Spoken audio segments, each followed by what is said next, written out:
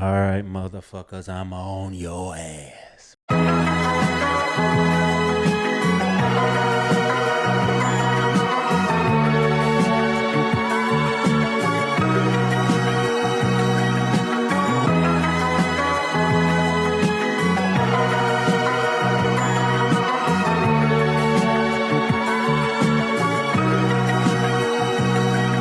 Sweet.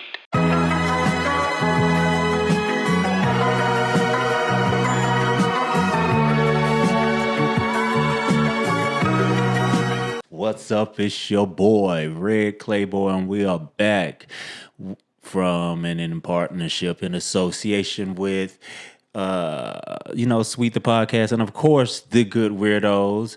But this is the psychology of Transmaxxing, baby. It's a lot going on. But we finna get to the bottom of this shit and see how all this shit is connected, because as I say all the time, all this shit is connected together, okay? All of it. And we're gonna see how you probably like, why is this nigga doing transmaxing? Because all this shit is just it makes the foolery and all of the paradoxical shit that's going on makes so much more sense, because when you live in a bunch of suppressed emotions, suppressed desires, suppressed urges, it expresses outwardly in ways that are a lot of times not only harmful and detrimental to said person of that self, but the people in relation to the around them. And depending on how much power said person has, it could be detrimental to many, many people. And we're going to get into that, how throughout history that has been the case. And transmaxing is the perfect ideology because of the administration / regime, the Fourth Reich we have going on right now, and how all of the hierarchical, patriarchal systems, mindsets, and bullshit has been set in place. Is now it's coming back to harm not only those that they meant to oppress and exclude, but themselves. And I call that the Ouroboros effect, where the devourer will inevitably be the devoured. Saying that word devourer. The devourer, there it is. The devourer will inevitably be the devoured. Say that 5 times fast with this tongue, but we're going to move on. So the psychology of transmaxing, I'm going to get straight into what is transmaxing, okay? Now, transmaxing is pretty much, I'm going to read my notes on this. Transmaxing is an online concept that emerged from incel communities. The involuntary celibate, and that's a whole thing I can get into, but I'm not going to get into that right now.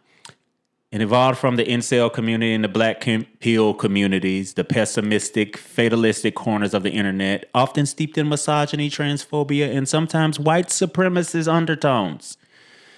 At its core, it promotes the idea that men, particularly those struggling with dating or social status, should transition to women, not out of genuine gender dysphoria or identity, but as a calculated life hack to access perceived female privileges like easier romantic success, better treatment from society, or extracting resources from men.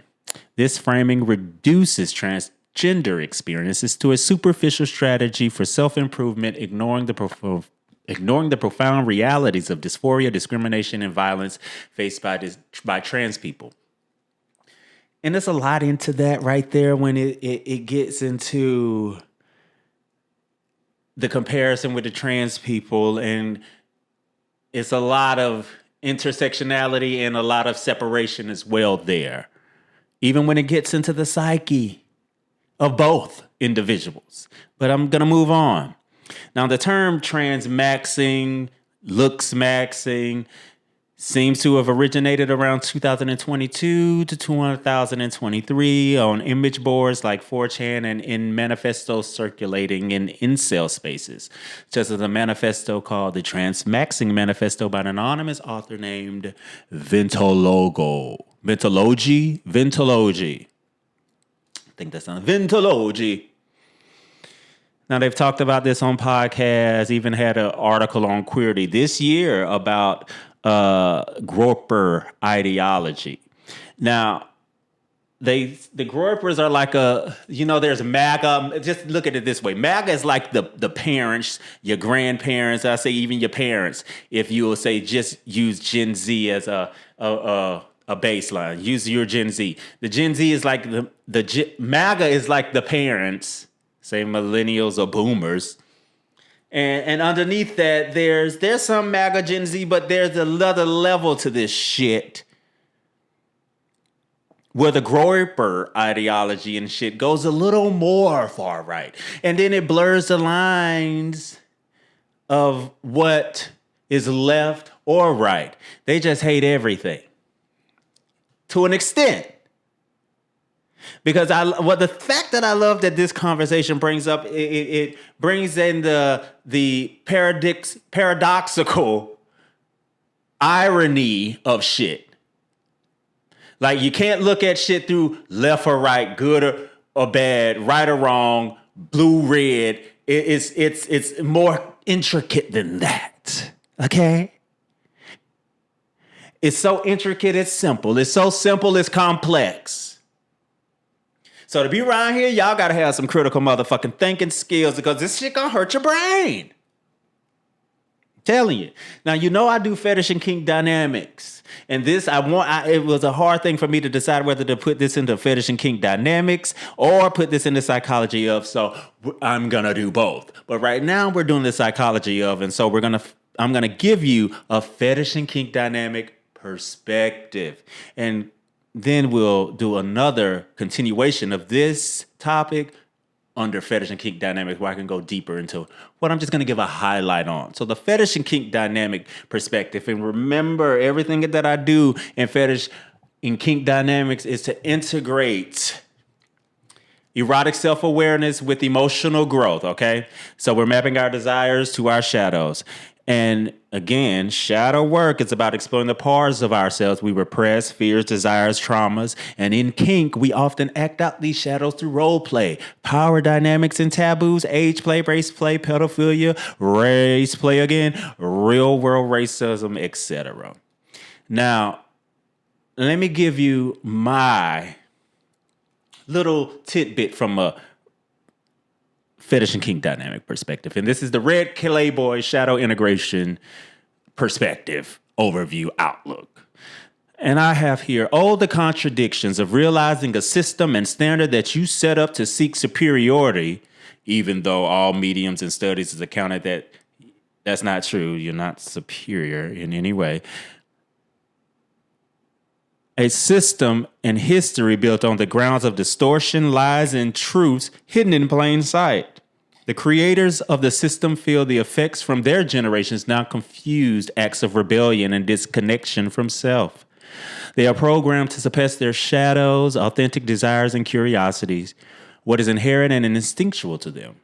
When your shadow or darker self is denied access to the whole, tying the subconscious and conscious, there's distortion and keeps you trapped in a lower vibrational frequency, which will also force your shadows and darkness to express itself through low vibrational frequencies like anger, jealousy, lying, manipulation, deceit, confusion, and even violence to self and to others. The shadow must integrate with your conscious self. This is why shadow work is necessary for all humans due to the lies and disconnection from fully accessing our full potential as whole beings. Once we integrate our conscious and subconscious, then we awaken and discover all the things that we are taught, systems that we abide by, are all to keep us entrapped and enslaved. Trapped. And I have a quote here that it says, you can't call light if you haven't met the shadow. You need the shadow. You can't suppress the shadows, those dark urges that you may, some of them not even really dark, but I mean, that's perspective. But even the dark ones that are inherent like dark, you have to acknowledge, you have to accept that about yourself. Not sorry to tell you. Okay. Now I do have shadow integration tips. And it's the Fetish Kink Dynamic 5 shadow integration tips. Now, we'll get into those integration tips on fetish and kink dynamics transmaxing. But the 5 integration tips, I'll give it to you because, I want to share information and I don't want to withhold this shit. Intention, meditation, exploration, integration, and individuation. Those are the 5 fetish and kink dynamic shadow integration tips that I will be getting into when we get to FKD transmaxing. But I do want to say, because I tie in like your psychosexual archetypes and discussing archetypes. Now, archetypes are common themes throughout all human history, across all cultures, and it derives from the collective unconscious. It's like in all stories, like the hero, the mother, the old man, the wise man, the child, all these kind of archetypes and shit like that are like in stories, fables, and what you see acted out in everyday life. Now, I don't want to get too much into the fetish kink dynamic therapy because that's not what we're here for, but I do want to say there are certain archetypes that are specifically associated with this transmaxing and the looksmaxxing and all that grouper ideology, even into the MAGA ideology, even into you just suppressing some kinks or fetishes that are about yourself. Now, one of the archetypes that I'm going to want to get into, that I'm only going to get into one here on the psychology of transmaxing, and that is the trickster. Now, the trickster archetype is cunning, boundary crossing, is a boundary crossing figure who manipulates systems or defies norms to achieve their goals. They thrive on subversion and exploiting loopholes. Now, the transmaxing connection to this is that transmaxers frame their transitions as a cheat code to bypass male disadvantages in dating or social dynamics. The archetype manifests in the calculated, almost satirical approach to gender transition as a means to game society's perceived favoritism towards women. And the perceived favoritism toward woman is what we can get started there. That your brain needs to really be. What are you perceiving in the world that women are perceived like in favoritism? I think that's an underlying conscious envy of women because in society, in the patriarchy, women ain't shit. So I don't understand that part. I get it, but there's that complexity of irony there. Now, the looksmaxxing connection to the trickster archetype, lookmaxers may embody the trickster by meticulously crafting their appearance to hack attraction using techniques like mewing, some jawline exercises, or cosmetic procedures to manipulate how others perceive them. The psychosexual angle to all of this, the trickster's sexuality is performative and strategic, prioritizing power or access over authentic desire. Both transmaxxing and looksmaxxing reflect a base that sexual success requires outsmarting societal rules and genuine self-expression. And that's how a lot of, and this is not just confined to transmaxxing, translooking. I hope you know anything I'm saying, it can be tied to anything that you know it can be tied to, even if it's you. Because a lot of people use sex and in that kind of way as access, and it's you're trying to outsmart something. Now, it's a lot of blurry lines here when you get to transmaxing and transgender and translooking. But then again, there's two separate islands that share an ocean. But and that's the first archetype that I would get into, and unpacking that and how that relates into other dynamics, other fields, and other scenarios, and including this one. But I don't want to get too much into the archetypes here on the psychology of, but I just wanted to throw in the trickster to show that how this relates and how suppression and in studying archetypes, which I do go into in fetish and kink dynamics, so that just stay tuned for that, or come to the actual in live workshops and lectures, and you can get it. Come and gather in beautiful Utah this December the 19th through the 22nd, 2025, for a warm and cozy dirtbag spirituality experience, Quantum Solstice.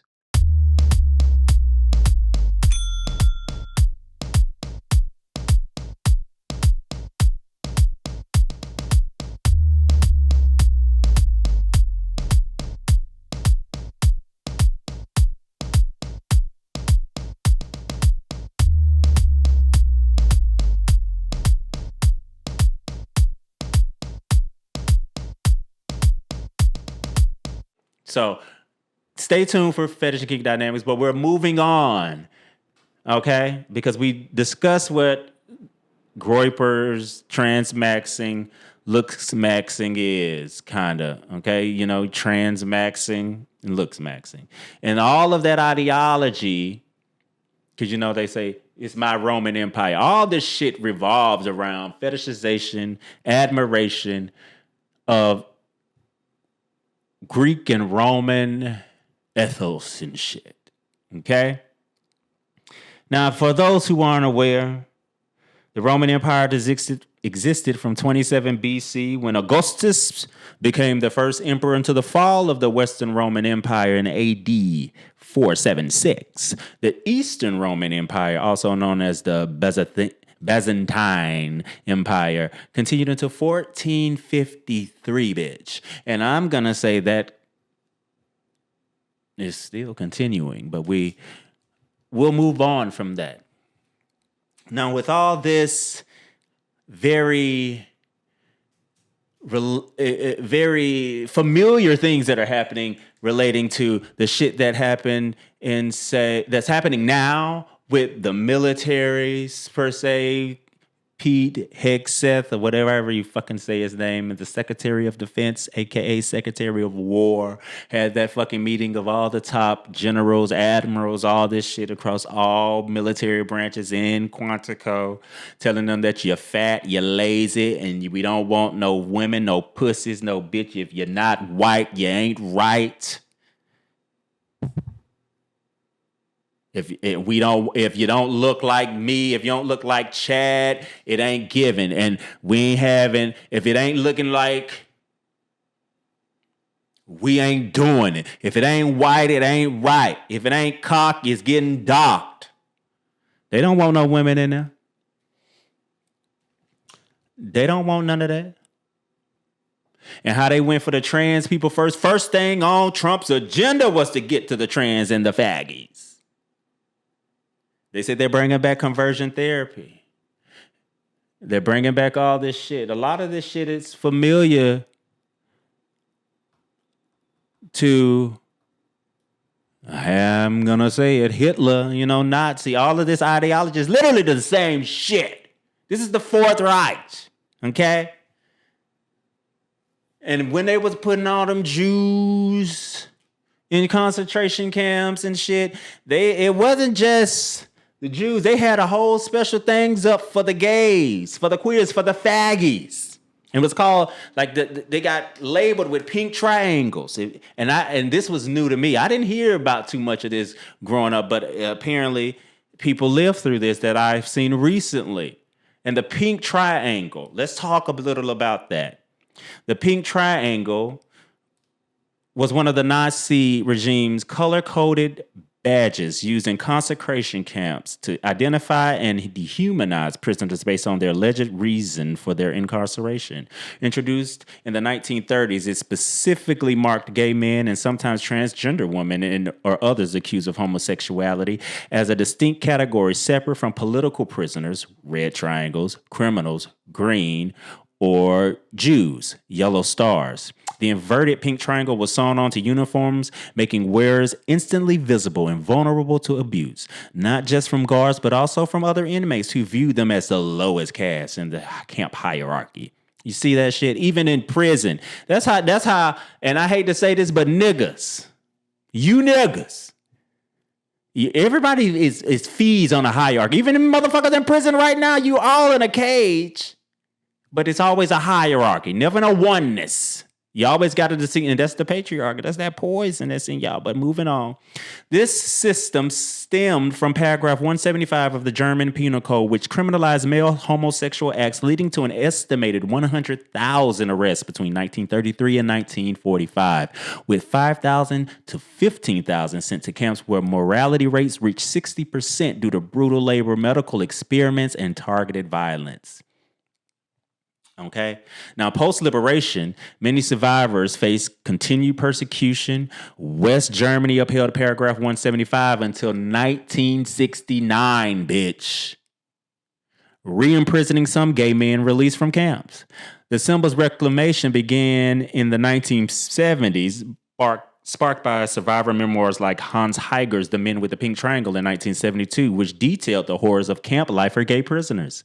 By the 1980s, AIDS activists like ACT UP flipped it upright for campaigns like Silence Equals Death, turning it into a global emblem of LGBTQ plus resilience and resistance.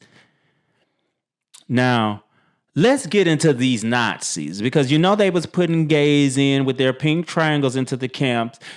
Morbid rate, death rates going through the roof. Prisoners beating them. The soldiers, the SS, the troopers, beating, raping them, experimenting on them, and all these doctors. And I told you that a lot of the Groyper and Transmaxxing ideology comes from Roman and Greek ethos. And guess what the Nazis' ideology came from? Anybody want to know? Anybody want to guess? Huh? Fucking fascination with Roman and Greek empires. Okay? Nazi ideology was a pseudoscience of Aryan supremacy, eugenics, anti-Semitism, and expansionism, viewing Germany as the heir to a pure Nordic heritage to legitimize its appropriated classical antiquity, reinterpreting Greece and Rome as Aryan prototypes while ignoring the contradictions, bitch.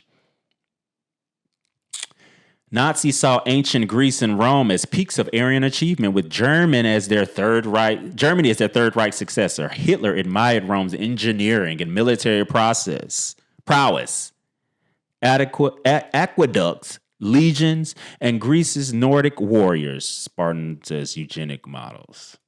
This is Sparta! They blame both empires' falls on racial mixing, justifying Nazi purity laws. They saying that the only reason why the Spartans and Rome and shit failed is because they was fucking the other races, which that's how they did this destiny swap, bitch. They own some other shit because it was us inbreeding with all the others. But I'm not going to get into that, but this is not that. Moving on. Now, they had all kind of propaganda in Germany, bitch, for all, from the sculptures, from all of the things, girl. Because even the gropers and the looksmaxxers, through their hunter eyes and jawline obsessions, idealizing the classical physiques as white supremacist markers, these groper aesthetics to Nazi-inspired Nordic beauty standards. Now, Nazi ideology. Why can't I say ideology, bitch?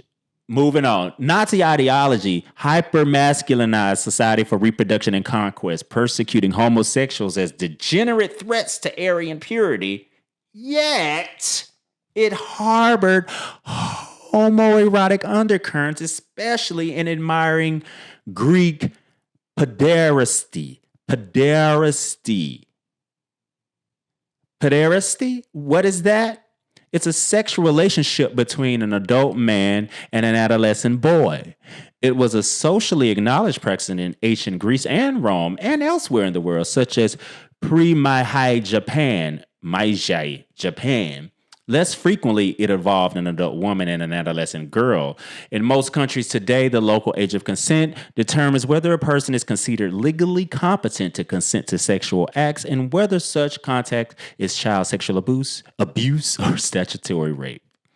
Now, let's get more into this Nazi ideology. Since they got all this homosexual erotic shit, but they hate the faggots. Let's talk. Well, as I get into this, I want to know if any of this sounds familiar, or if this can relate to anything that's possibly going on today. Okay. Now back to the paragraph 175 of the German Penal Code, that criminalized male homosexuality, that had 100,000 arrests, 50,000 convictions, 5,000 to 15,000 concentration camp deaths. So they don't know. Somewhere between 5 to 15,000 people died. Okay. And one of their SA leaders was openly gay, Ernst Röhm, was tolerated in his 1934 purge. Now, there's so much suppressed eroticism from the hyper-masculine athletics to which, like the Breakers News, youth gyms. And I'm going to get into Arno Brecker's news real quick, okay? And I want to get into this. He's Arno Brecker from born 1900 to 1991. This bitch died in 1991. He was a German. He was Nazi Germany's premier sculptor, personally endorsed by Hitler as the official state sculptor and exempted from military service to produce monumental works glorifying Aryan ideas. Like, bitch, you ain't even got to go to war. We just need you to make that porn. Make them statues of hot white bodies so we can see those white bodies, get us enraged enough that we want it, but we can't have it. And you ain't even got to go to service. Now, he was trained in Dusseldorf and influenced by Paris's avant-garde, where he mingled with Picasso and Cocteau, bitch. Brecker, whatever, shifted to a stripped-down neoclassical style upon joining the Nazi Party in 1937, creating over 40 massive sculptures for the Reich Chancellery and other sites. His nudes, often hypermascular male figures and hypermuscular male figures, embody the regime's vision of heroic masculinity, drawing from ancient Greek and Roman prototypes like the discobulus, while purging any degenerate modernism. And Brecker's nudes were mass-produced in photo cards for soldiers, bitch. Emphasizing eroticized yet pure Aryan bodies to inspire racial loyalty. Like, you want to... Post-war, he faced denazification, but continued working, even opening a museum in 1985, which is now the Museum of European Art. Now, the manly Eros ideology, which is a far-right queer tradition, started from what we dealing with, these gropers, to MAGA, to Nazis, to Greek and Rome. Now, the manly Eros, or manliche Eros, refers to a pre-Nazi and early fascist concept of male-male eroticism as a viral, non-effeminate bond. Spiritual, hierarchical, and tied to a racial or national strength. Contrasted sharply with degenerate homosexual acts. Now, all you other motherfuckers, see, it's not degenerate with them. Okay? It's rooted in the 19th century German youth movement, Wandervogel culture. It idealized intense male friendships, Kameradschaft, is essential for building character, often with homoerotic undertones, but framed them as anti-bourgeois and anti-feminine. In the warmer era, figures like Adolf Bronsdegay, Brady Alger journal prompted it as a third sex, free from Jewish or Marxist corruption. They got their own sex, their own gender, their own identity, but you want to hate other people for doing the same. Ain't that some shit?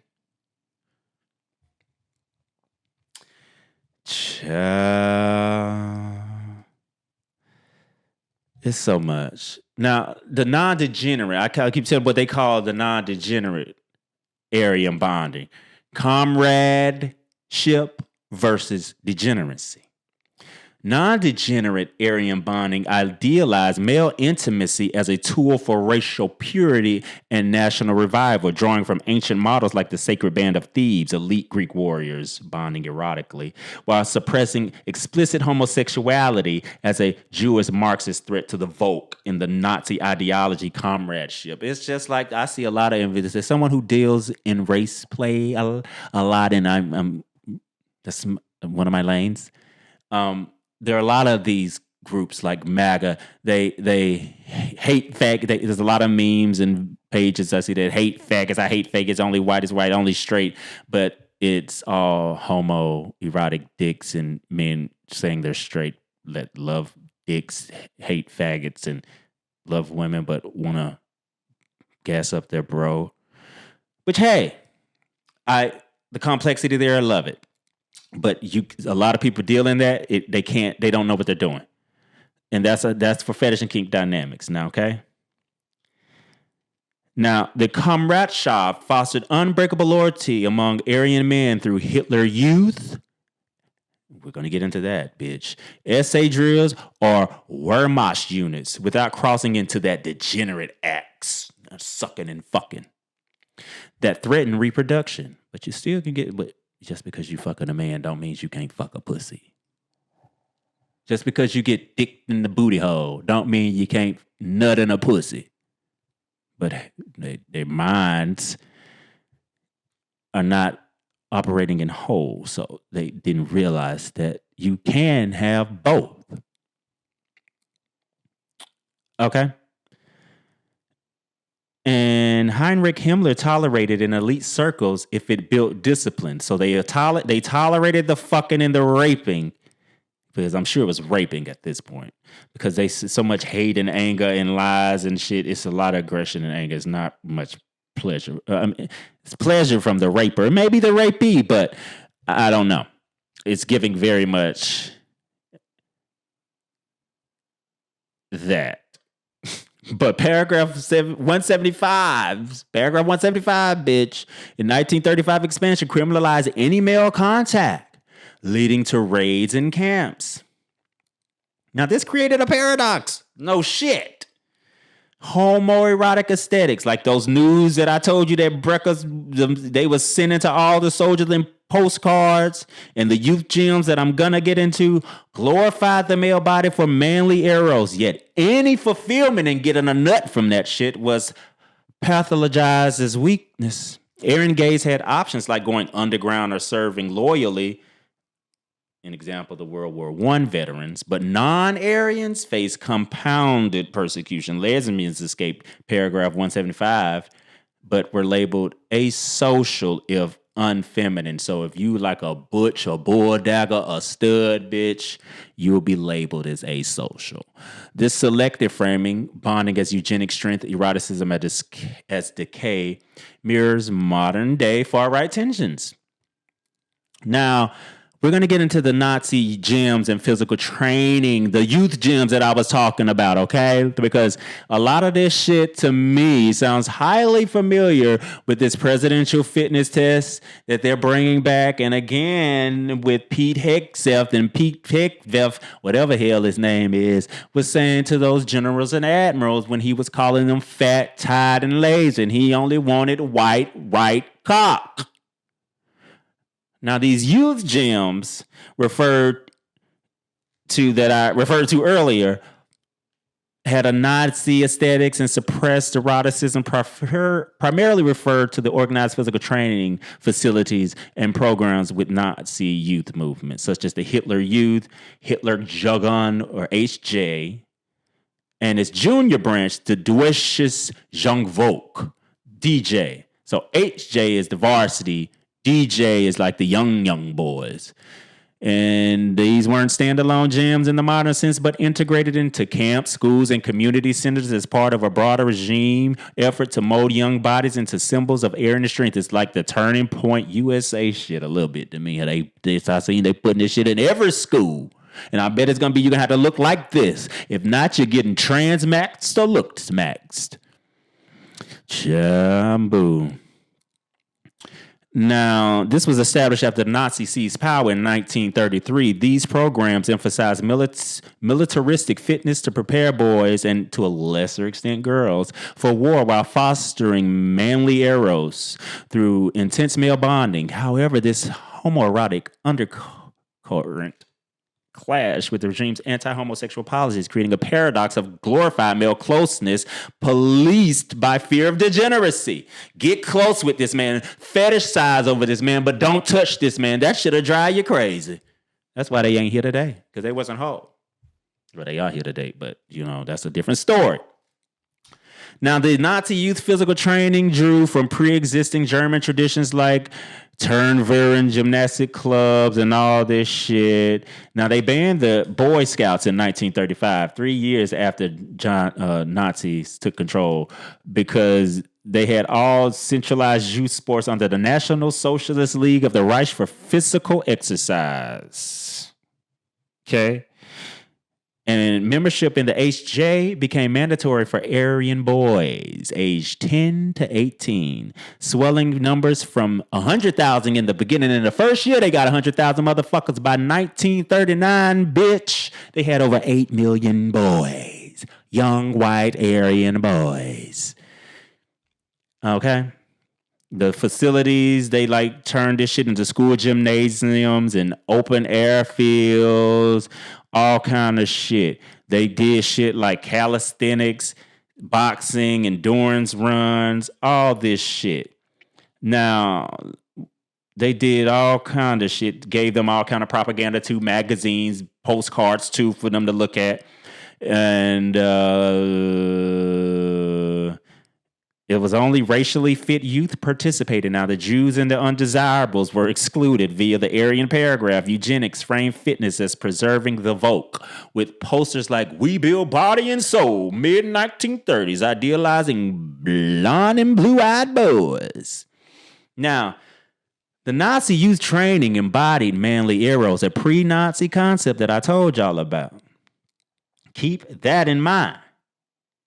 Now, a lot of the things they did was naked training with these boys. They built resilience, they said, and racial purity, which is intimate exposure fostering manly Eros, but it's risking the degeneracy accusations at the same time with the naked training they used to do.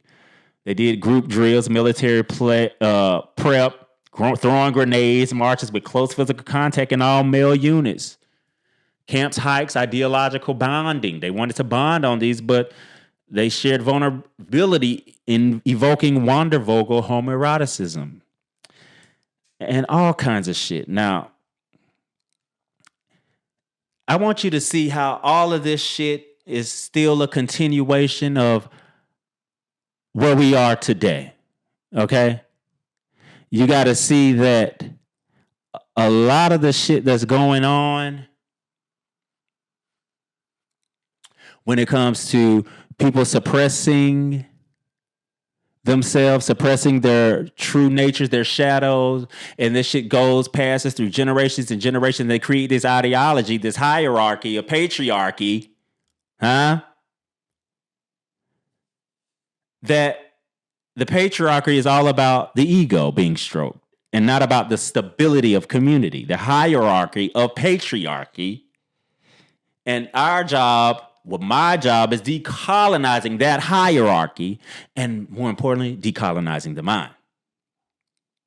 Now, I would love to go deeper into this, but I'm going to have to go deeper into this in another aspect when it gets into the sexual awareness and the consciousness and exploring the shadow work and my 5 fetish and kink dynamic shadow integration tips to help one accept them true self so you don't have to go through this Ouroboros effect where the devourer will eventually become the devoured, whether even if it's you yourself, your generation. That's where these ties of generational ties come in, like the MAGA and the Groiper. So it's about becoming whole, integrating erotic sexual awareness with your emotional growth, baby. That's what I'm here to do. Help you. And the psychology of transmaxxing is mainly about what I'm saying here, pretty much. It goes deeper because it's all tied into sex and power. That's why this is just the beginning. I'm just giving you the overview psychology so you can make the parallel relations to this shit. But get into my fetish and kink dynamics and we can really get somewhere because this can help all. And start with fetish and kink dynamic, the Psyche, which is now available right now on YouTube, okay? Now, we do have events coming up. This October, we have the Psychedelic Seance Dirtbag Spirituality October 31st to November 2nd. We also have this December 19th through the 22nd in Park City, Utah, a quantum solstice, bitch. So jump in, get into it. Also, make sure you check out the book club, Conscious of the Mind. Go to redclayboy.com. Make sure you sign up. It's free. And if you need a copy of the book, I have free digital copies as well for you. I got you.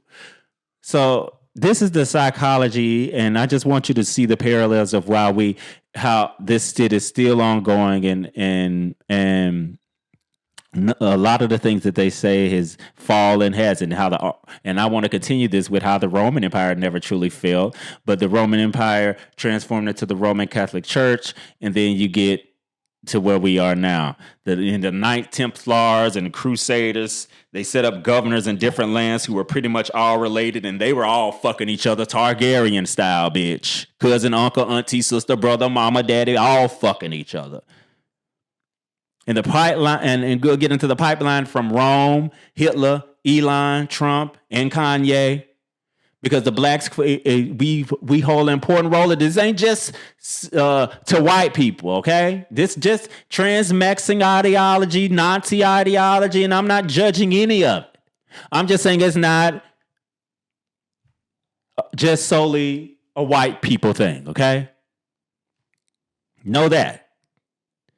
So, I think that I've covered what I needed to cover right now. This is a good introduction to the psychology of transmaxxing. If you haven't also checked out of this series, the psychology of race play 1 and 2, please definitely check that out. I get a lot of reviews on that and a lot of feedback on that.